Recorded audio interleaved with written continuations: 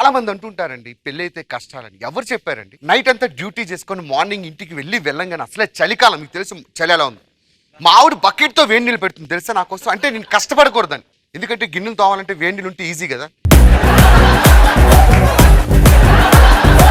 సుధాకర్కి వేట అంటే చాలా ఇష్టం.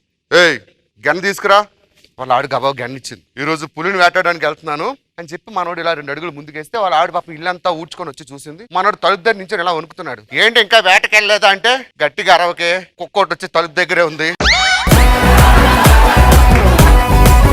నిత్యం మనం చేసేటువంటి పనులు వాకింగ్, పాపం బాగా రాత్రిపూట బాగా బిర్యానీ అవి తింటాడు. ఆ వెనకనే యోగా చేస్తున్నాడు, ఇడు వాని ముందున్నాడు. అప్పుడే కరెక్ట్ ఇలా ఉంది,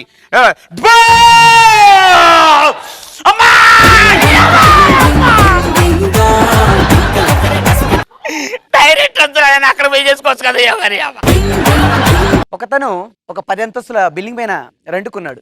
అతను ఫోన్ వచ్చింది. హలో, ఒరేయ్ నీ కూతురు చనిపోయిందిరా. అవునా? అక్కడి నుంచి మనోడు దూకాడు. తర్వాత 8వ అంతస్తు ధర ఆడికి గుర్తొస్తుంది. ఏమని?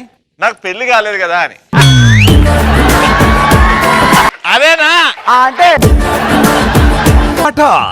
సోమవారం నుంచి శుక్రవారం వరకు రాత్రి 7 గంటలకు